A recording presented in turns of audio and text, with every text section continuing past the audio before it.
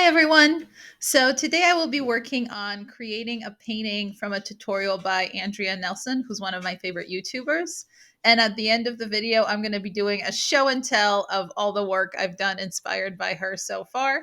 So I'm excited. Let's get started. So here you can see me sketching out the outlines of the jellyfish, and we are following a neurographic tutorial. So I'm going to start connecting the areas and making little U shapes or X's, however you want to think about it, wherever the lines cross and filling those out. Next, I'm painting in the watercolor. I'm kind of following what Andrea did with making the jellyfish kind of rainbow with a darker background, but I'm just letting the colors run into each other and playing with doing a little bit warmer on the top and cooler on the bottom.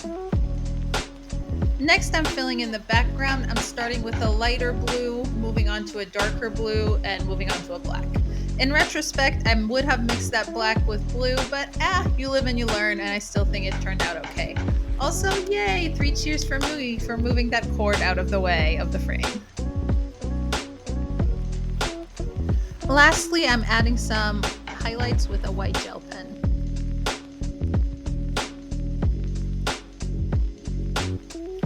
So now we've entered the show and tell portion of this video, and let's start with the jellyfish I just finished.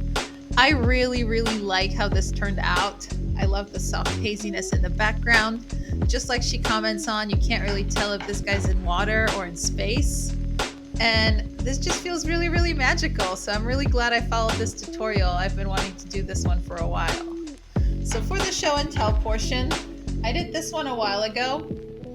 She's got a really fun one about birch trees where you use a credit card to scrape the birch pattern into it. Let me turn off my light and see if you can see these a little bit better. Maybe not. Let's let it adjust for a second. But my boyfriend really likes this piece, so I framed it for him. And again, a really fun tutorial. I like how the details on the leaves turned out. See it a little bit here as my cat hits it with her tail. Next up, I have 2 from her spooky season series. The first one was these potion bottles, and this was quite fun to do. You got to play with how each potion bottle different, give them some detail, sort of just do blobs and outline them with a pen. So I like this one a lot, but not as much as I loved doing these ghosts. I think these are so much fun. I like how each one just has its distinct personality. And I really enjoyed filling in the negative space with watercolor. So this one was a really fun project as well. I have several in this sketchbook and no elegant way to get through them, but luckily 2 are back to back. So here's this lovely winterscape, which was really fun to paint. And then a non-wintery kind of reminds me of the birches. Just a branch, but using some spatter. Did some metallic watercolor, so it turned out really cool. This polar bear and his buddy.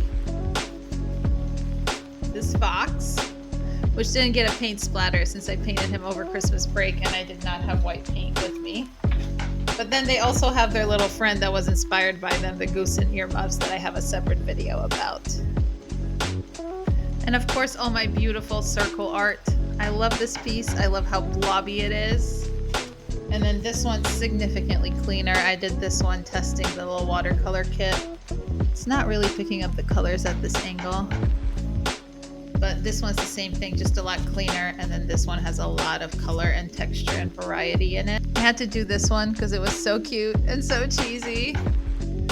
And it says, "I love you a latte." And it was a Valentine's Day themed one. Very cute, very fun to do.